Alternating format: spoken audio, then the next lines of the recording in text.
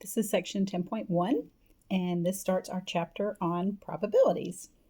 So this first section is just an introduction to probabilities and basic probability concepts. So let's start off with some terminology. First up, we have the word outcome. So an outcome is nothing more than just a result from a single trial of an experiment. Now, experiment sounds like it's going to be something really complicated or complex or something like that. It really is not. An experiment can be anything from rolling a die, drawing a card from a deck, spinning a spinner, anything like that. Just anything where you're just observing and recording the results. Okay. The set of all possible outcomes from this experiment is called the sample space. So the sample space is just all the possibilities. So for instance, if you roll a six-sided die, so die is singular, dice is plural. So if you roll a single six-sided die, the sample space, or all the possible outcomes, are 1, 2, 3, 4, 5, 6. Like, it's not possible to roll a six-sided die and to roll a 7. It's just not on a six-sided die. The fact that it says the set, remember when we talked about sets back in chapter 2, we use those little curly braces. So once again, we've got these braces here to denote the fact that this is a set of outcomes. An event is any subset of the sample space. So again, we're talking about set stuff, just like we did back in chapter 2. A subset is anything that's just like a part of this set of the sample space. Okay, so just some events for rolling a six-sided die would be something like rolling an even number. Okay, that would just be like 2, 4, 6. So you can see that's a subset of this original sample space. Rolling a 4, rolling a 1 or a 3. Those are just some examples of events. Okay, so let's go back to sample space and let's list out the sample space for some experiments. So I gave you the sample space for rolling a six-sided die. So what about the sample space for rolling a fair eight-sided die? Now, number one, the fact that I say fair means that it is just this normal eight-sided die. You don't get one where there's like, say, two of the sides are threes or anything like that. It's just a standard issue eight-sided die. So its sample space would be a set. So remember, we get those curly braces here. And it's going to be the outcomes 1 through 8 since it's an eight-sided die. All right, how about flipping a fair coin? What do you think the possible outcomes are for that? Well, you're not going to flip a coin and get a 2, right? The only options for flipping a fair coin are heads or tails. That's it. So that's my sample space. Again, we do have these braces because it is a set of all the possible outcomes. Now, if we were to flip 2 fair coins at the same time. Now, I'm saying fair because that way they're a coin that has heads and tails on it, as opposed to an unfair coin, which would have like 2 heads or 2 tails or something. So if you flip 2 fair coins at the same time, our options are for it to land on heads, for both coins to land on heads, one to land on heads, one tails, one heads, or 2 tails. Okay, so there are 2 types of probabilities that we're going to talk about. We have theoretical probabilities. These are the ideal probability that's found without doing any experiments. So they're just like theoretically what should happen. Then we have experimental or empirical. Those are actually found by conducting experiments and recording those results. Now, what that means is theoretically, if I flip a coin 100 times, theoretically, 50 times it should land on heads, 50 times it should land on tails. Experimentally, it may not happen that way. It may land on heads 60 times and tails 40 times. All the ones that we're going to be talking about in this chapter are going to be theoretical probabilities. The formula for theoretical probability is given by this notation. This is not multiplication. This is just notation, the abbreviation for the probability of event E. If you've ever had like an algebra class where you talked about functions, you might remember this notation from something like f of x. That's what this is. This is the probability of event E. Okay? This probability is defined as being the number of outcomes in the event, or the number of elements in that particular set, over the number of outcomes or elements, because it's a set, in the sample space. Now, if you notice in D2L, I did link the formula sheet for this chapter. So that's the first formula that we have here, is this theoretical probability formula. All right, so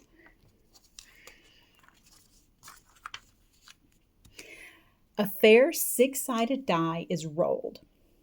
Find the probability that the die lands on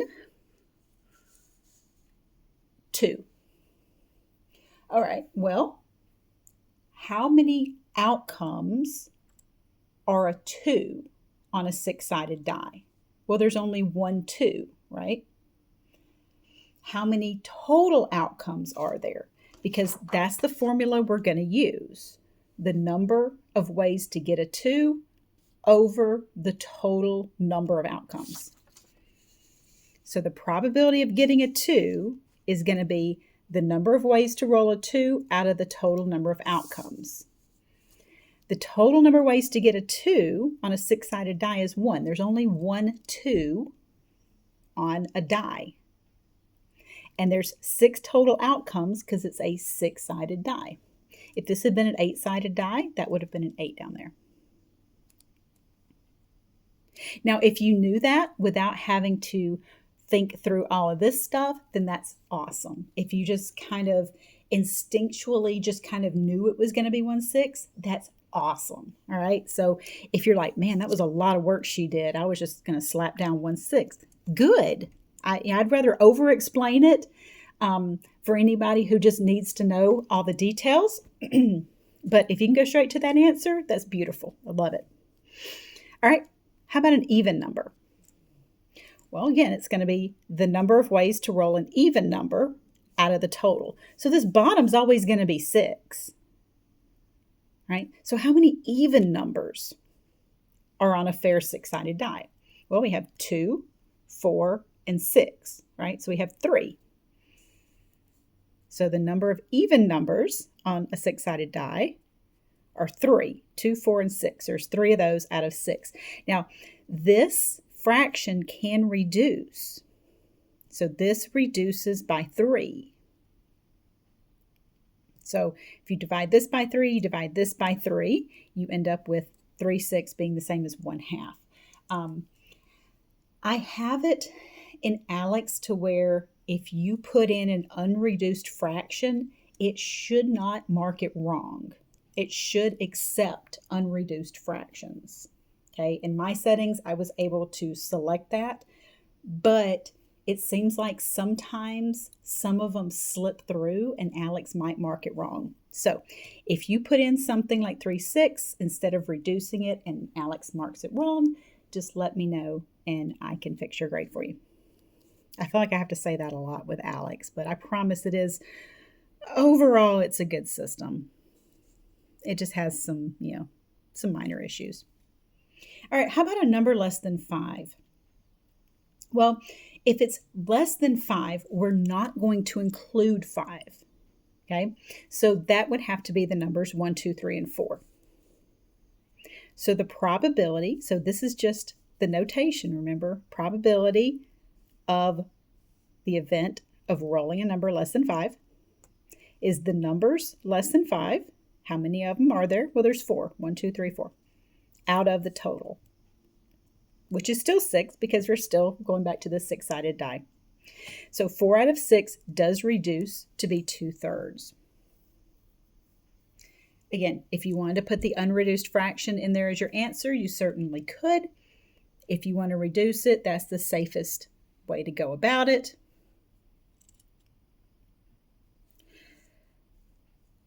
Now, a number 5 or less. So less than 5 did not include 5. But if it's phrased 5 or less, now we do include 5. So it's basically this example, but we're going to include the option of 5. So we're going to have 5 options here. So 1, 2, 3, 4, and 5. So 5 options out of 6. This does not reduce. Okay? Remember that if you want to put any of these fractions in your calculator, you can use alpha and then the y equals, and that will bring up a fraction menu for you. The very first one is just your basic fraction template. Now, if you bring that up and you put in 4/6 and then you hit enter, it will reduce it for you. So if you hit enter and the same fraction displays, then it's already reduced. But if you type in a fraction and it reduces it, you'll know. So here I'm going to show you on this one just because my pink calculator does not do fractions. So if you put in 4/6 and I just hit enter, you'll notice that it reduced it for me. Boom, 2/3. But if I put in 5/6 and I hit enter, it gives me the same fraction back. So if it gives you the same fraction back, it means it doesn't reduce. Otherwise, when you hit enter, it should reduce it for you. So that's just something kind of nifty to know. Okay, some facts about probabilities. Probabilities are never negative. All right? They're always going to be between 0 and 1. 0 being the worst, right? Is impossible. It's not going to happen. So that's why they're not negative. There's nothing more impossible than impossible. And then the probability of 1 is certain. Remember, these probabilities are fractions. So when it comes to, some quantity over your total, the smallest we're going to be able to get is 0 out of the total. Whereas the biggest is going to be the whole thing, right? The entire sample space over itself, which is going to be 1. So 0 is the smallest possible probability. It's an impossible event. The probability of 1 is the largest one, and it's a certain event. Then the sum of the probabilities for each outcome is 1. That just means that if I take the probability of rolling a 1 on a 6-sided die, it's 1/6. The probability of rolling a 2 is 1/6. The probability of rolling a 3 is 1/6. If I were to add up all those individual probabilities, it will add up to be 1 because each individual outcome that I'm talking about makes up the sample space. So that will come in handy later. So I'll bring that up again once we need it. Okay, so can the following numbers represent a probability? All right, this should be a pretty easy yes or no. Okay, now just remember, they're never negative, and they're always between 0 and 1. All right, that's it. So 4/7. All right, well, it's not negative. Is it between 0 and 1? Well, remember that 4/7, remember fractions are just division. So if you do 4 divided by 7, you get that decimal. So that decimal might be easier for you to look at and say, yes, that number is between 0 and 1. So yes, 4/7 is positive and it's between 0 and 1. 0.63, all right, positive. Is it between 0 and 1? Yeah, it's a little more than halfway, right? Kind of like this one. So yeah, positive and between 0 and 1. How about 63%? Now this one's a little tricky because the percent, you might say, oh, well, 63 obviously is not between 0 and 1. That's way too big, right? Probabilities are never bigger than 1. But because it has the percent symbol to it, that percent symbol is telling you to divide by 100. So when you divide by 100, 63% is the same as 0.63. That's the same as this number. So this number and 63% are the exact same number. All right, I know that sounds a little crazy, but they're the same number. This one just looks different. It's just wearing lipstick and a dress, right? But it's the exact same thing. So yes, positive and between 0 and 1. So don't be fooled by the percent. Okay, just remember that percent, you change it to a decimal, then evaluate, does it match these rules? Basically, it has to be positive and between 0 and 1 to be a probability. All right, 7/4. So we did 4/7. 7 over 4. Well, let's see. Let's do the division. 7 divided by 4. Remember, it's always top divided by bottom. If you divide 7 divided by 4, we get 1.75. That's bigger than 1. Remember, it has to be between 0 and 1. So 1.75, nope, not going to work because it's bigger than 1. Probabilities are never bigger than 1. So it's always between 0 and 1. 1 is certain, so it's not like this one's like really, really, really super certain. -1/2.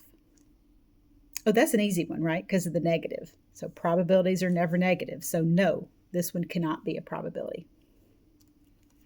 How about 121%? Well, we just handled a percent up here, so let's do the same thing with this one.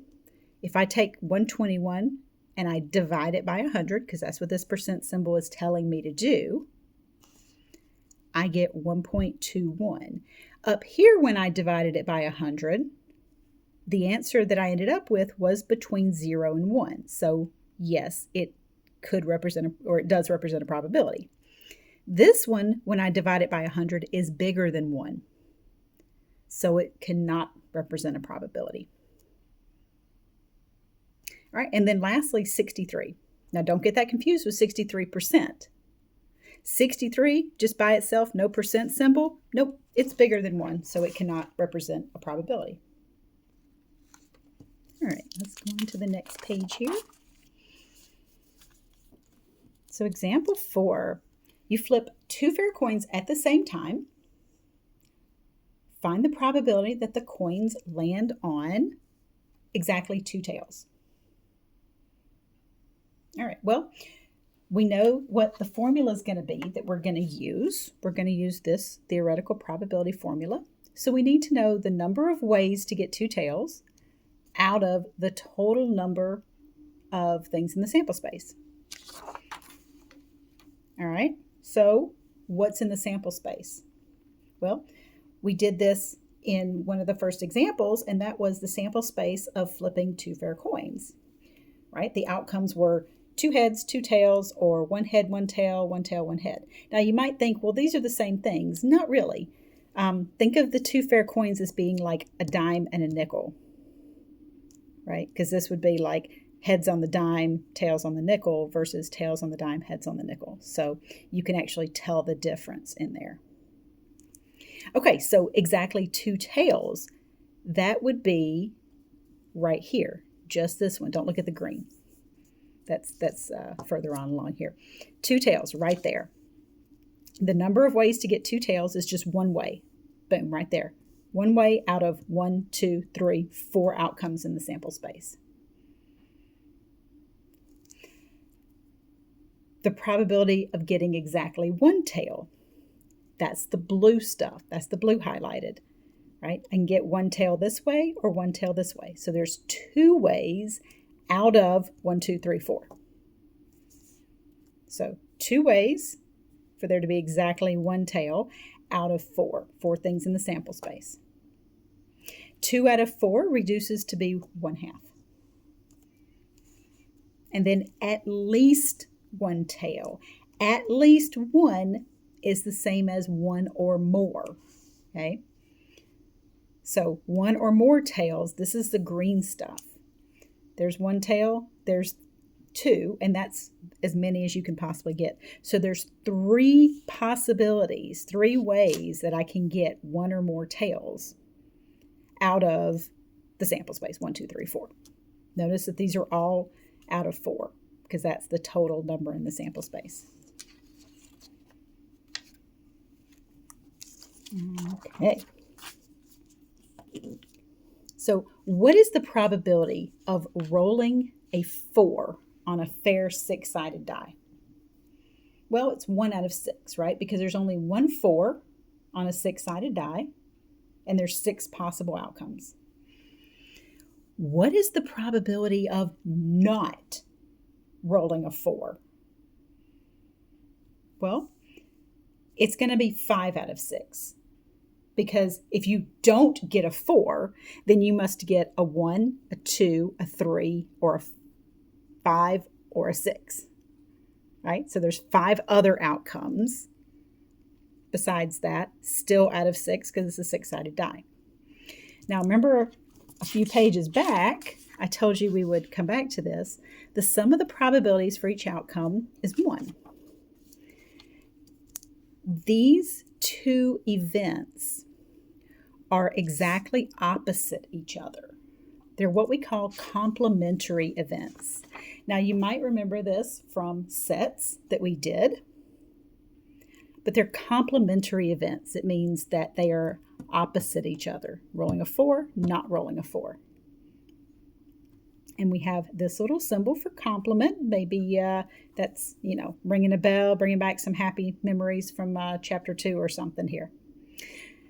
The probability of an event plus the probability of the event's complement adds up to 1 because together the event and its complement make up the entire sample space. And we know the probability of the entire sample space is 1. All right. Now, if I take this equation and I do a little algebra to it and I subtract the probability of the event from both sides, I get this formula. It says the probability of an event not happening is 1 minus the probability of the event occurring. That's actually going to be quite helpful for us.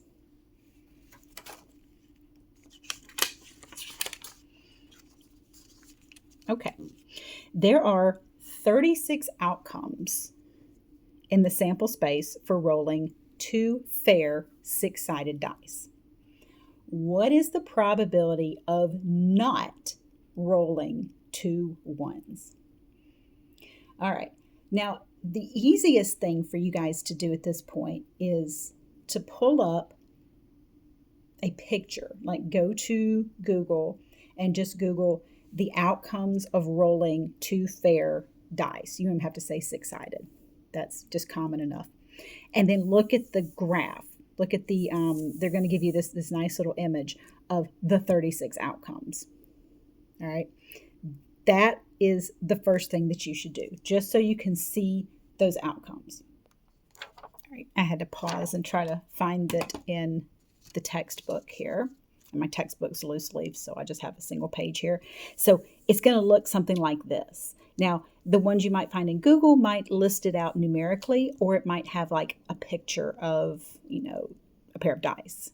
But however the case is, here's the 36 outcomes. It's a 6 by 6 grid.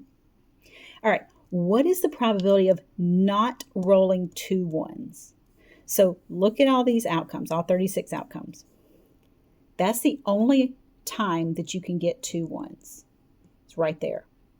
So what's the probability of not rolling 2 1s? All right, so there's one outcome. Do I really need to count all of these up?